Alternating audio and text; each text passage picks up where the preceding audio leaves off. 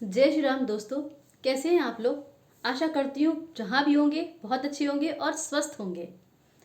तो दोस्तों, मेरे आज के इस नए वीडियो पे आप सभी लोगों का बहुत बहुत स्वागत है।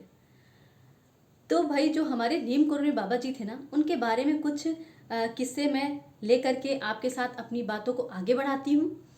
तो भाई, उनके जो चमत्कार इतने प्रसिद्ध थे, देश विदेश के लोगों ने उनके चमत्कारों के ऊपर पूरी की पूरी एक पुस्तक लिख डाली थी।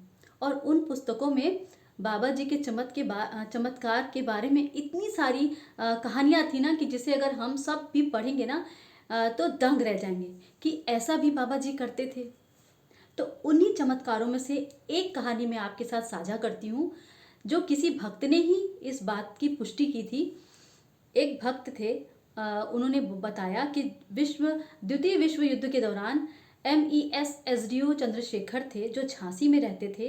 तो उनकी पत्नी जो ना बहुत बीमार पड़ गई थी, उनको बुखार आ रहा था काफ़ी दिनों से। और जो है ना, वो परेशान थे कि मेरी बीवी ठीक नहीं हो रही है, उन पर मतलब दवाओं का भी असर नहीं हो रहा था। और धीमे धीमे उनकी जो है ना स्वास्थ्य गिरता गया और वो बिल्कुल बेड पर आ गई थी।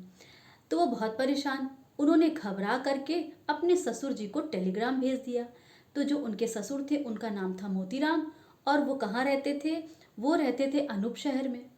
तो भाई, अब जाहिर सी बात है ना कि अपनी बेटी के स्वास्थ्य के बारे में जान करके पिता को तो बहुत बड़ा धक्का लगेगा ही और दुख भी पहुंचेगा। तो उनके साथ भी यही हुआ। वो घबरा गए और फटाफट वो अपने गुरु मौनी बाबा के पास गए। तो क्योंकि भाई मौनी बाबा को वो अपना गुरु मानते थे, उनके पास भाग के गए अपनी परेशानी को लेकर के।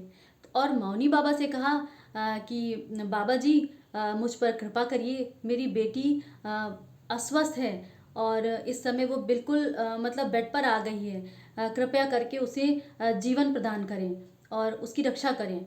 तो जो मौनी बाबा होते हैं, वो थोड़ी देर के लिए अपने ध्यान में चले जाते हैं और उनकी प्रार्थना को सुन करके जब वो ध्यान में जाते हैं, उसके बाद जब वो आँख खोलते हैं, तब वो कहते हैं कि मोतीराम, मैं तुम्हारी इस समस्या का समाधान शायद ना कर पाऊँ, लेकिन बाबा नीम करोड़ी के पास तुम्हारे इस जीवन को बहाल करने की क्षमता है।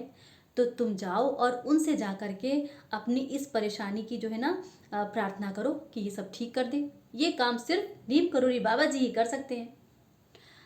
अब क्या था, अब जो उनके पिता थे, चंद्रशेखर की पत्नी के जो पिताजी थे मोतीराम, वो क्या करते हैं, जहाँ वो रहते हैं अनूप शहर में, वहीं पर रह करके बाबा जी का ध्यान करने लग जाते हैं कि बाबा जी, मेरी बेटी को स्वस्थ कर दीजिए, मेरी बेटी को जीवन दे दीजिए।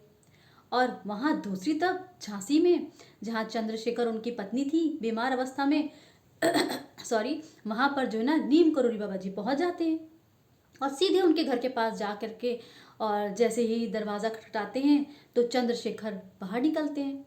लेकिन चंद्रशेखर जो है ना, वो बाबा जी को पहचानते नहीं थे। तो वो पूछते हैं कि आप कौन। तो वो जो है ना बोलते हैं बाबा नीम करोरी। लेकिन फिर भी वो नहीं पहचान पाते क्योंकि वो उन्हें नहीं जानते थे। तो वो कहते हैं कहाँ है तुम्हारी पत्नी। तो वो कहते हैं कि वो वहाँ पर जो चंद्रशेखर होते हैं, वो अपनी पत्नी के बारे में कहते हैं वो वहाँ अंदर मृत पड़ी हुई है, यानी कि वो इस समय चल बसी थी। तो वो बताते हैं बाबा जी को कि मेरी बीवी मृत वहाँ पर लेटी हुई है अंदर। तो बाबा जी कहते हैं कि मुझे अंदर ले चलो। तो चंद्रशेखर भाई उनको अंदर ले जाते हैं। उसके बाद जब बाबा जी उनकी मृत पत्नी को देखते हैं, तो वो कहते हैं कि ये अभी जिंदा है और ये अभी मरी नहीं है। तो अगर घर में तुम्हारे यहाँ कुछ अंगूर है। तो बोलते हैं चंद्रशेखर, हाँ है बाबा जी, अंगूर तो है घर पे। तो कहते जाओ, जा करके अंगूर ले आओ और चम्मच ले आओ और एक कटोरी ले आओ। तो चंद्रशेखर फटाफट जो बाबा जी कहते हैं वही करते हैं, ले आकर के उन्हें थमा देते हैं। तब बाबा जी क्या करते हैं, बाबा जी कुछ अंगूर को लेकर के अपने हाथ में ऐसे मसल करके और कटोरी में उसका रस निकाल देते हैं और चम्मच से जो है ना वो जो मृत उनकी पत्नी पड़ी हुई थी चंद्रशेखर की, उनके मुंह में डाल देते हैं उस रस को। बस रस को उनके मुंह में डालते ही उनकी नाड़ी धड़कने, मतलब उनकी जो नाड़ी होती है वो धड़कने लग जाती है, वो उनमें प्राण आ जाते हैं।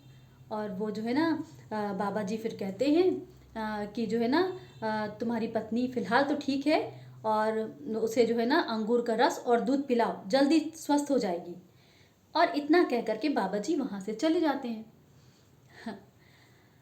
फिर क्या होता है कि बस बिना ही उपचार के, बिना ही किसी डॉक्टर के, जो चंद्रशेखर पांडे की पत्नी होती ना, वो पूरी तरह से स्वस्थ हो जाती हैं और एकदम चलने फिरने लग जाती हैं। ऐसे लगता है जैसे जादू हो जाता है, कुछ ऐसा लगता है कि कुछ कभी हुआ ही ना हो, ऐसा लगता है कि वो बीमारी कभी ना पड़ी हुई हो, तो एकदम पूर्ण रूप से स्वस्थ हो जाती हैं।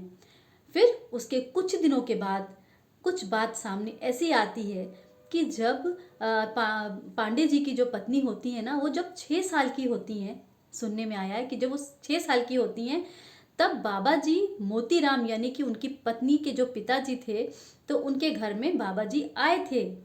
और उसी समय पर पड़ोस में किसी की मृत्यु हो जाती है। तो जब मृत्यु हो जाती है, तो जब वो 6 साल की जो उनकी पांडे जी की जो पत्नी होती हैं, बालिका होती है छोटी सी, तो वो उन्होंने कभी भी ये सब चीज़ें देखी नहीं होती, किसी का मरना, किसी की लाश, कुछ नहीं। तो जब वो अपने पड़ोस में किसी की मृत्यु हुई हुई देखती हैं, तो वो घबरा जाती हैं और उन्हें, उनके कहते हैं ना, उनके बालपन पे एक दिमाग में उनके एक सदमा सा लगता है।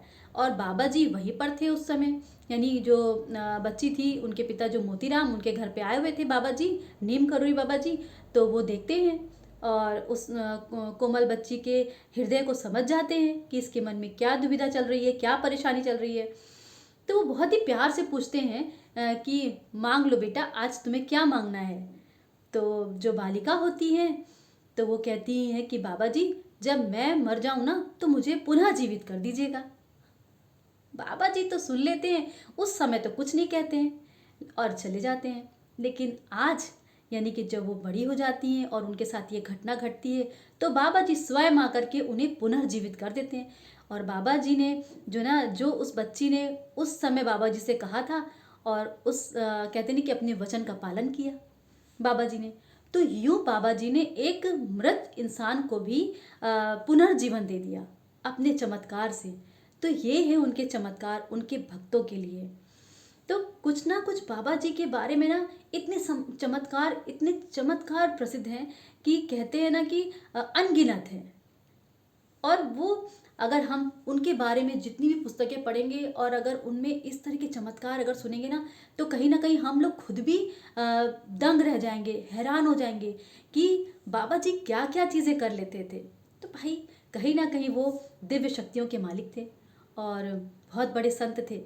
तो यूं बाबा जी ने अपने मतलब कि छोटेपन से, जो एक बालपन में उसने बात बाबा जी से कही थी, और बाबा जी ने आज उसको पुनर्जीवन देकर के अपने वादे को निभाया था और इस तरह से उसके प्राणों की रक्षा की थी।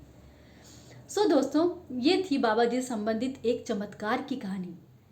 अच्छी लगी हो तो लाइक ज़रूर कर दीजिएगा, और अगर नए हो मेरे चैनल पर तो सब्सक्राइब ज़रूर कर दीजिएगा, ताकि मैं जब भी कोई वीडियो डालूं तो आपके पास पहुंच जाए, फटाफट आपको पता चल जाए।